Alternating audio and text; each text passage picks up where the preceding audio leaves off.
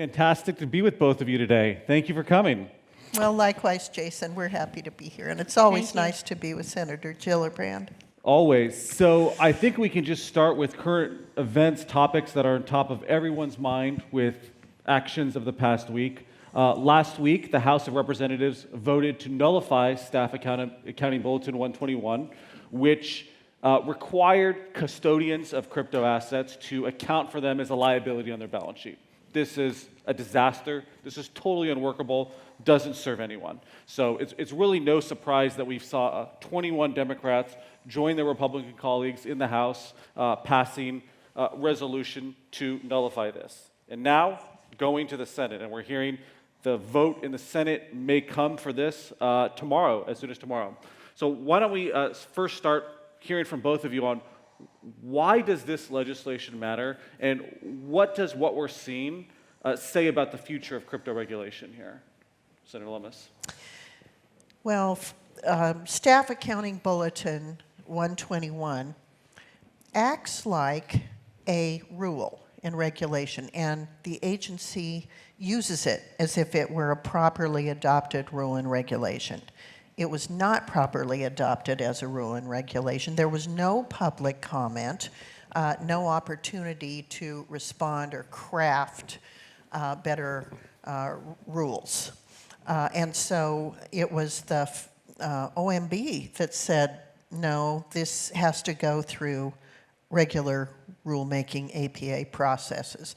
So that was the impetus behind going ahead with a Congressional Review Act that we'll be voting on tomorrow in the Senate, and as you pointed out, the House has already passed.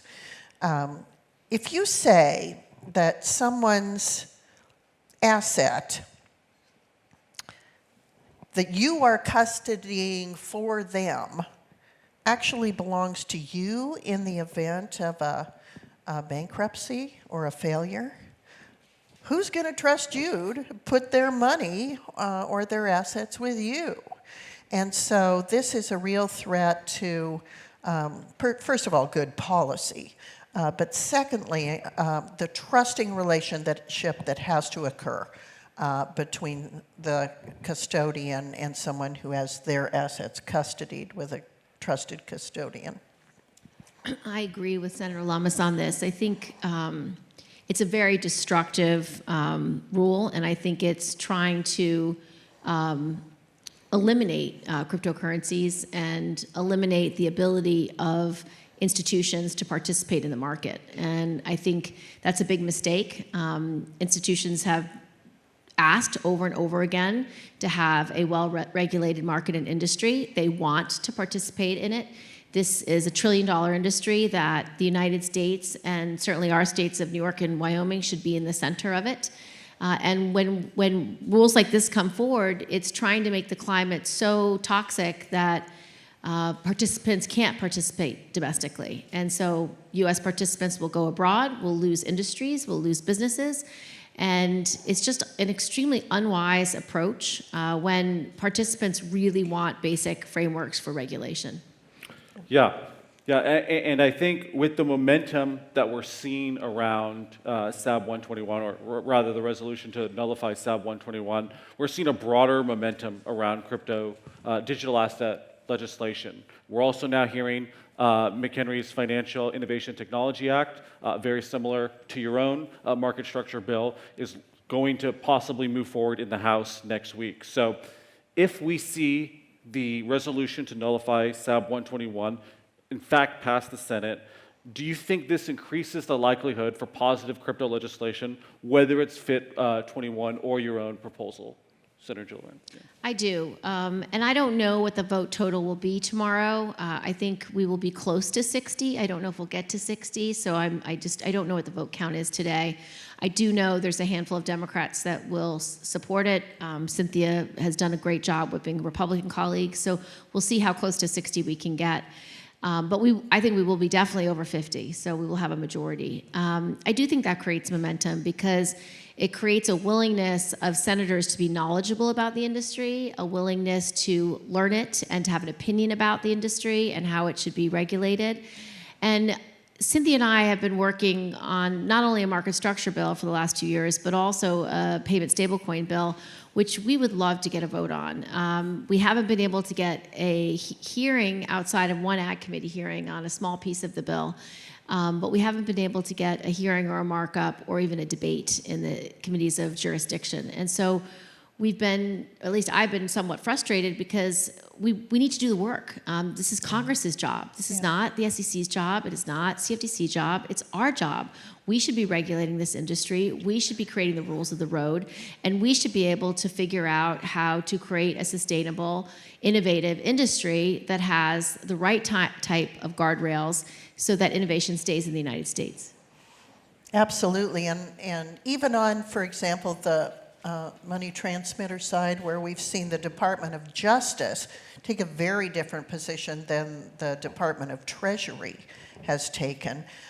It creates a kind of uncertainty that causes providers to go offshore. And we've talked to companies, I'm sure you have too, that are saying there's a more well-understood regulatory framework in Europe, and it's more mature than the United States is.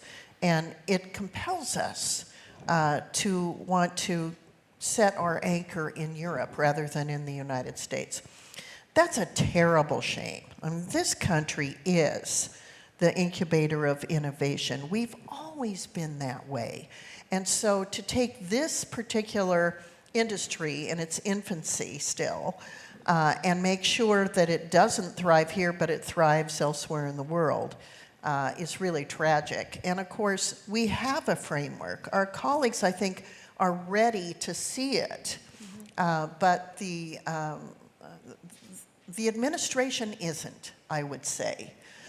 Or certain people in the administration aren't ready to see it. Even though we have worked well with Treasury and with the Fed, there's just nobody necessarily at the White House that's focused on these issues, but we certainly have great communications with Treasury staff and Fed staff on our bill, both on our payment stablecoin bill and our market structure bill. And at the Commodity Futures Trading Commission. CFTC has been a great partner, and we've actually even worked with SEC staff, not necessarily with the chairman, but we have worked very extensively with the staff. So both have been working on these issues for a while. We've been talking about the Responsible Financial Innovation Act, and then more recently this year, you narrowed your focus, as you mentioned, into the payments and stablecoins bill. So you've been working on this a while. You've seen the challenges. You've seen the opportunities. Could you both talk a little bit about what you've seen over the course of working on this legislation, and what led you to narrow your focus on stablecoins, the most recent legislation? Well, I think we both were getting signals that the stablecoin legislation would have the momentum to move forward. So we were waiting to see what Chairman McHenry and Ranking Member Maxine Waters would come up with on their side of the aisle.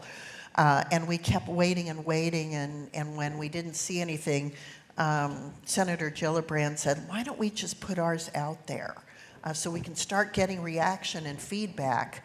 And so that's what we did, thinking that that might be something that would move these bills forward. And now I think really, to my surprise certainly, it's the regulatory framework that Congressman McHenry put out about a year ago that seems to have the momentum now. So that came as a surprise to us. And it's actually fine with us because we've been ready for the market structure debate for over a year now. So we're excited about it. And we just thought payment stablecoin was discreet enough that it could move. I think we're trying to get a year-end deal with a couple of different bills that we were going to combine. And I think one of them fell off. And that was why the apple cart fell over. I think it was a negotiated agreement about dealing with 3 discrete bills together. But I don't mind the discussion and debate of the entire market structure because we can satisfy some questions that colleagues have about what are you going to do about illicit finance? What are you going to do about cybersecurity? What are you going to do about different types of provisions that we've actually addressed really robustly in our market structure bill. The only downside of doing payable stable coins first was that they kept saying, well, you didn't address all these other issues. And we're like, yeah, because it's a discrete small bill addressing one thing. But if the debate is market structure, we have all of that in our big market structure bill. And so this is a great landscape for, I think, Cynthia and I to be on to really put forward our ideas about this industry. So I'm excited about it, and I hope Chairman McHenry can pass his bill. I do too. There's a lot of overlap between his bill and our bill. There's a couple areas where I think our bill's somewhat stronger, but moving forward, his bill starts the debate. And so in the places where I think we have better, stronger language, we can try to insert those solutions into that broader framework that he's working on. Absolutely. I think this is incredibly important for the industry. I think there's lots of capital players that are on the sidelines simply waiting for the rules of the road to be laid out. Yeah. So we're certainly rooting for you. We'll see how things develop here over the next week and then in the months beyond that. Senator Lummis, you mentioned self-custody earlier, and this has also been in the news lately with the Department of Justice going after the creators of wallet software. Yeah. And this is a huge shift from FinCEN's previous guidance that said these whether they're unhosted wallets or self-custody, however you refer to them, are not money transmitters. You know, these are just the people that make this software do not control it. And now we're seeing a different approach taken by the Justice Department. And this is really concerning because we're now going from regulation by enforcement to regulation by criminal prosecution. And that's a very slippery slope, and obviously we're worried that could be abused and then go after other non-custodial businesses like node operators or even individuals or minors. So would you agree with that assessment, or what are we missing here about the slippery slope we may be on? Yeah, I don't think you're missing a thing. Okay. The fear is that the Department of Justice is out on its own, going rogue with regard to its interpretation of the law instead of listening to the Department of Treasury that has taken a very different approach. So this kind of came out of left field, and it's a big concern for the industry. It's also a big concern for us. And as Senator Gillibrand said, this is our job. We're the ones that are supposed to be making these policy decisions. And so to have Department of Justice not only second-guess Treasury's interpretation, but do it in the context of criminal law, that's way out of bounds. And so Senator Wyden and I sent a letter to Justice showing them the error of their ways in hopes that they will straighten up and fly right. And so we're going to be monitoring that tremendously closely. And if there is, here's another advantage of having a legislative vehicle moving. So if you get the McHenry bill moving, and we can put a fix on that bill in the form of an amendment to make it clear that money transmitters licenses don't apply to nodes and software and things that were never intended to be considered money transmitters. That's a good thing. So if we can get legislation moving, we have the opportunity to legislate. And Senator Gillibrand, the balance we're trying to strike here is, of course, preserving human freedom, the right to custody your own funds, the right to participate in peer-to-peer transactions, while at the same time combating illicit finance. That's something that none of us want to see happen with Bitcoin or other digital assets. So could you talk a little bit about how your legislation strikes the right balance there, where we're preserving individual freedom, but at the same time making sure the right tools are in place to combat illicit actors? Mm-hmm. So in our most recent iteration of payment stablecoins, we decided that the best way to really prevent illicit finance and doing anti-money laundering was to require that the custody of your one-to-one fiat-backed value, so your U.S. dollar, was going to be in a U.S. bank. So if you have your backup in a U.S. bank, you have to follow all the banking regulations, whether it's a state bank or a federal bank. And so we thought that was a very easy way to use existing rules of Know Your Customer to say, this market is literally no different than holding dollars and being at an airport and exchanging those dollars so you can get some euros. Or for people who were born in the 60s and 50s, literally like going into American Express and getting $100 worth of traveler's checks to travel abroad with. Yeah. It's literally that simple. And so when you begin to say, the way people are going to exchange value needs to be portable, needs to be something that they can hold custody of themselves. It needs to be just like any form of cash that you're going to use. That has to be preserved. And when you talk about it in that simple way, people begin to realize this is nothing more nefarious than changing the denomination of your value into another denomination. It's literally that simple. This is just a digital denomination. And so I believe that that's why the stablecoin example was so simple and why we liked it.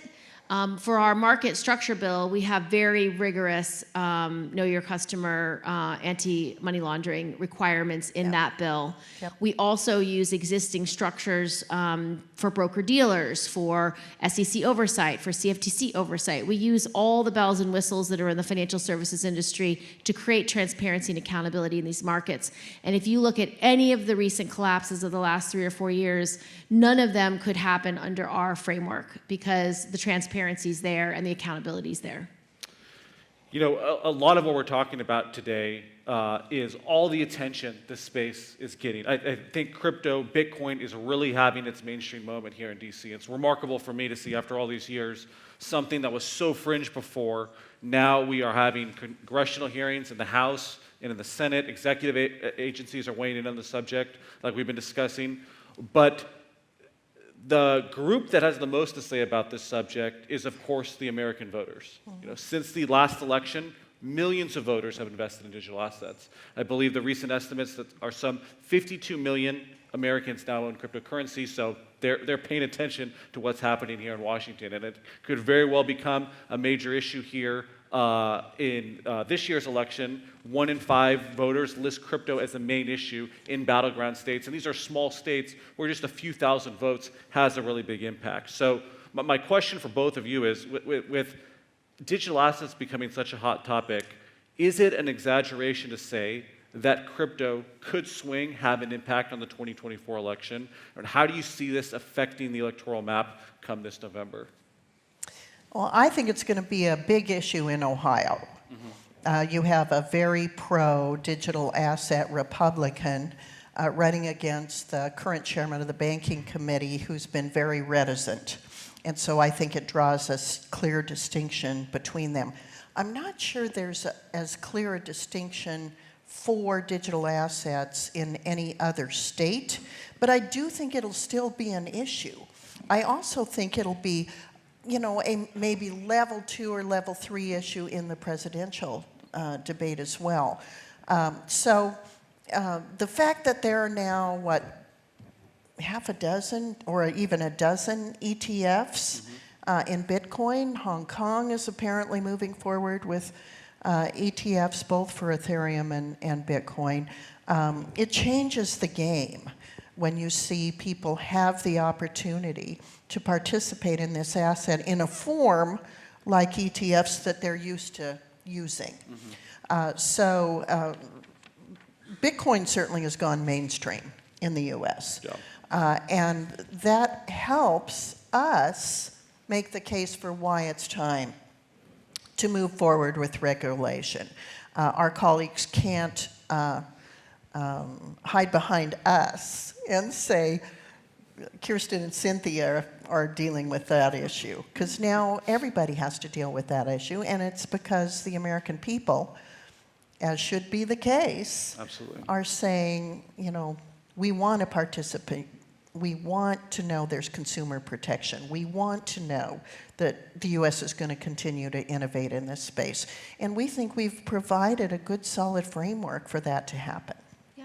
And I would just add, I think it's a great way to get involved in politics, because it's important for constituents to ask for meetings with their senators, with their House members, with their staff, to talk about your businesses, to talk about your vision, to talk about what innovation you're expecting.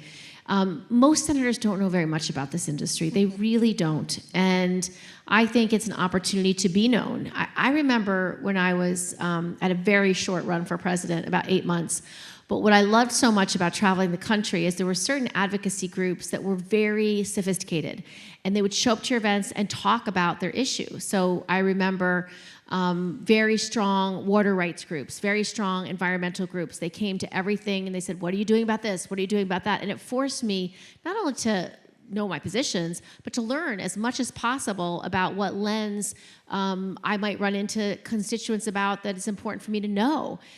The same was true with the disability community. I remember some of the most powerful disability advocates asking for meetings, wanting me to share their stories. I learned so much more about disability because these activists were so effective at explaining what they're doing, why they're doing it, why they care.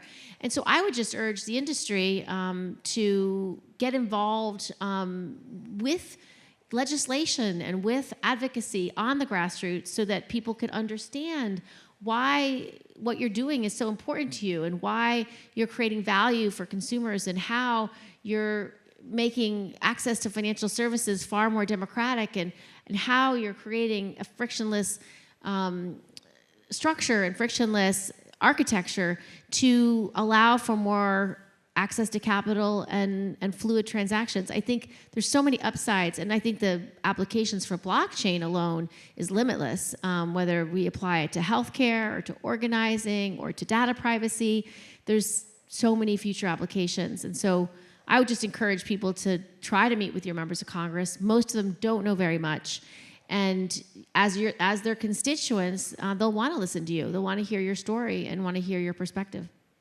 I can't think of a better way to end it. We're up on time here. Senator Lummis, Senator Gillibrand, you both serve as models of why this is a bipartisan issue. You show what bipartisan cooperation looks like, and I'm very excited about the results I think are going to come up here. So thank you very much for coming out. Thank you very much. Thank you for what you do for this industry. Thanks, Jason.